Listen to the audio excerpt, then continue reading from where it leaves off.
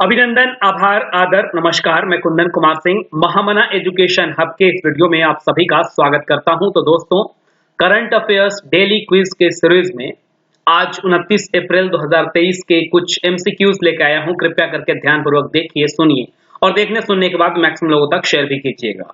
Young ladies and gentleman, इस video का PDF जो है वो आपको टेलीग्राम चैनल पर मिल जाएगा और इस वीडियो के डिस्क्रिप्शन में उस टेलीग्राम चैनल का लिंक है। आप पूरा पीडीएफ वहां से डाउनलोड कर सकते हैं।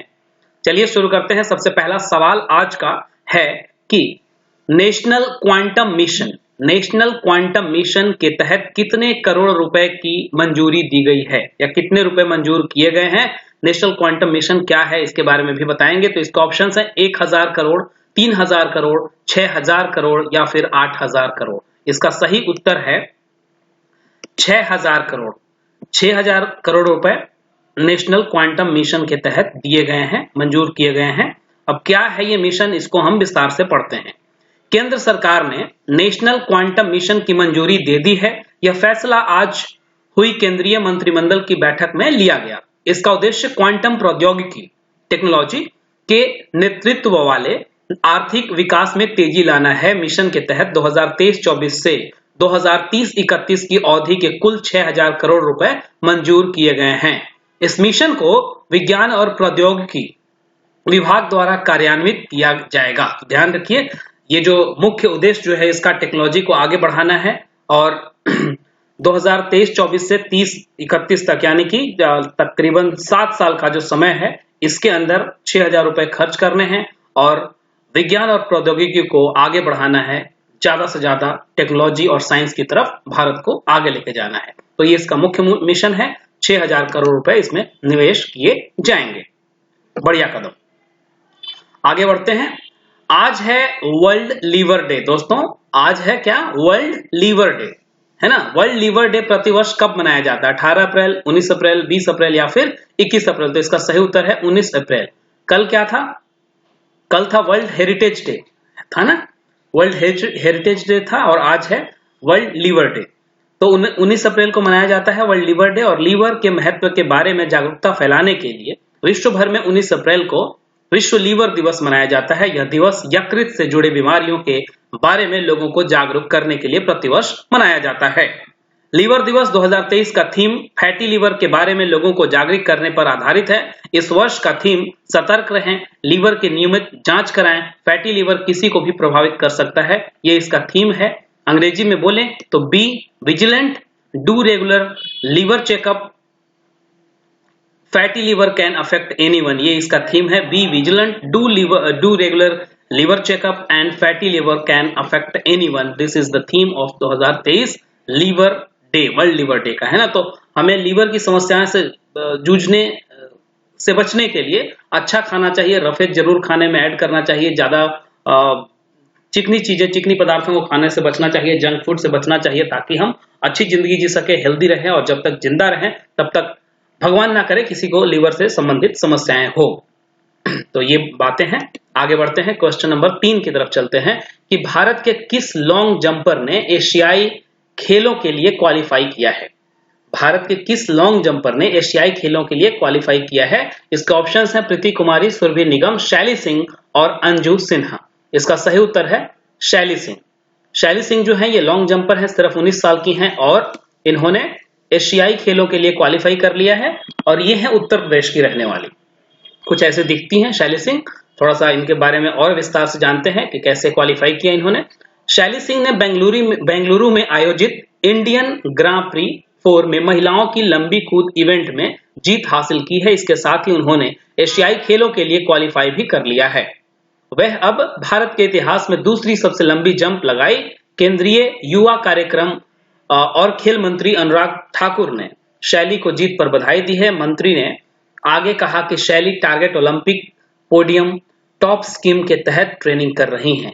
टारगेट ओलंपिक पोडियम ये मिनिस्ट्री ऑफ स्पोर्ट्स के द्वारा एक लाया गया प्रोग्राम है और टॉप स्कीम के तहत ये ट्रेनिंग कर रही है शैली। उसके तहत जो अच्छे स्पोर्ट्स पर्सन होते हैं उनको गवर्नमेंट की तरफ से फ्री में व्यवस्थाएं मुहैया कराई जाती है ताकि वो बेहतर कर सकें और देश का नाम ऊंचा कर सके, स्वर्ण अक्षरों में अंकित करवा सके।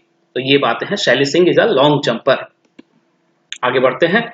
हाँ, Wisden cricketers of the year चुने जाने वाली पहली भारतीय महिला कौन है? ये इंपॉर्टेंट सवाल है भाई। देखिए, इस साल पहला महिलाओं का आईपीएल भी हो गया, तो इस तरीके से अब महिलाएं जो विमेन क्रिकेटर्स हैं उनकी सैलरी भी मेल क्रिकेटर्स के बराबर कर दी गई, तो कहीं ना कहीं विमेन एम्पावरमेंट होता दिख रहा है। भारत उस तरीके से बढ़ रहा है जहां पर विमेन और मेन को इक्वली ट्रीट किया जा रहा है। तो Wisden cricketer of the year चुने जाने वाली पहली भारतीय महिला है क्रिकेट के इतिहास में, भारत के इतिहास में।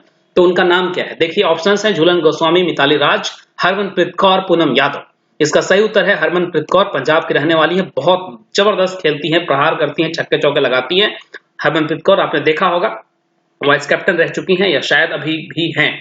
अच्छा, टीम की कप्तान है, सॉरी माफ कीजिएगा, हाँ, वाइस कैप्टन भी रह चुके हैं और कप्तान भी हैं अभी। सो भारतीय महिला क्रिकेट टीम की कप्तान हरमनप्रीत कौर को वर्ष 2023 के लिए Wisden cricketer of the year चुना गया है। Harmanpreet Wisden cricketer of the year बनने वाली पहली भारतीय महिला क्रिकेटर हैं। इसके अलावा न्यूजीलैंड के विकेट कीपर बल्लेबाज टॉम ब्लंटेट, इंग्लैंड के विकेट कीपर बल्लेबाज वेन फॉक्स, न्यूजीलैंड के ऑलराउंडर डैरिल मिचेल और इंग्लिश पेसर मैथ्यू पॉट्स को चुना गया है। भारत के स्टार बल्लेबाज सूर्य कुमार यादव भी टी20 फॉर्मेट का सर्वश्रेष्ठ खिलाड़ी चुना गया है। तो सूर्य कुमार यादव को टी20 का, लेकिन Harmanpreet Kaur she is the first women to get this award, Wisden cricketer of the year, चुनी जाने वाली पहली भारतीय महिला क्रिकेटर हैं। ये इंपॉर्टेंट सवाल है इनफैक्ट, और हमें गर्व होना चाहिए इन सब पे, और बढ़िया खिलाड़ी है। अच्छा, आप बताइए कि हरमनप्रीत कौर अभी जो हाल में ही महिलाओं का आईपीएल फिनिश हुआ, उसमें किस टीम से खेला उन्होंने? हरमनप्रीत कौर, बताना है आपको, ठीक है ना। आगे बढ़ते हैं। अगला सवाल है कि राष्ट्रीय स्वच्छ गंगा मिशन के तहत कितने करोड़ रुपए की परियोजनाओं को मंजूरी दी गई है? फिर से पढ़ता हूं, राष्ट्रीय स्वच्छ गंगा मिशन के तहत कितने करोड़ रुपए की परियोजनाओं को मंजूरी दी गई है? ऑप्शंस हैं 538 करोड़, 638 करोड़, 700 करोड़ या फिर 1000 करोड़। इसका सही उत्तर है 638 करोड़, 638 करोड़। राष्ट्रीय गंगा स्वच्छ मिशन या राष्ट्रीय स्वच्छ गंगा मिशन, राष्ट्रीय स्वच्छ गंगा मिशन के तहत 8 परियोजनाओं के लिए 638 करोड़ रुपए मंजूर किए गए हैं। राष्ट्रीय स्वच्छ गंगा मिशन के महानिदेशक जी अशोक कुमार की अध्यक्षता में यह निर्णय लिया गया है। इन परियोजनाओं का मुख्य उद्देश्य हिंडन नदी में प्रदूषण को कम करना है, जो यमुना नदी की एक सहायक नदी है। हिंडन कायाकल्प योजना, हिंडन रिजुवेनेशन प्लान के तहत शामली जिले में प्रदूषण कम करने के लिए 407.39 करोड़ रुपए की लागत वाली 4 परियोजनाओं को मंजूरी भी दी गई है। तो ये कहीं ना कहीं गंगा को साफ करने की, सफाई करने की इसकी अध्यक्षता अशोक कुमार जी कर रहे हैं, और प्रदूषण, नदी के प्रदूषण को कम करना, ये सब सारी चीजें इसका मुख्य उद्देश्य है और होना भी चाहिए। हमारे भारत में अगर नदियों को देखें तो माता तो कहते हैं गंगा को, बट बहुत गंदी है, बहुत गंदी है और दिनों दिन गंदी और होती जा रही है। तो लोगों को कंट्रोल करना चाहिए, सरकार को एक्शंस लेने चाहिए, ताकि इन नदियों को हम आगे लंबे समय तक अपनी पीढ़ियों को या जो हमारे आगे आने वाले जनरेशन हैं उनको उसी हालत में सौंपे जो हमारे पूर्वजों ने सौंपा था आज के सैकड़ों साल पहले। हमें ये कोशिश करनी चाहिए, युवा होने के नाते हमें ये हमारा ये कर्तव्य बनता है। आगे क्वेश्चन नंबर 6 छूट गया। हाँ, किस केंद्रीय मंत्री ने नई दिल्ली में युवा पोर्टल लॉन्च किया है? कौन से केंद्रीय मंत्री ने युवा पोर्टल लॉन्च किया है नई दिल्ली में? ऑप्शंस हैं जयशंकर, एस जयशंकर, पीयूष गोयल, स्मृति ईरानी या फिर डॉक्टर जितेंद्र सिंह।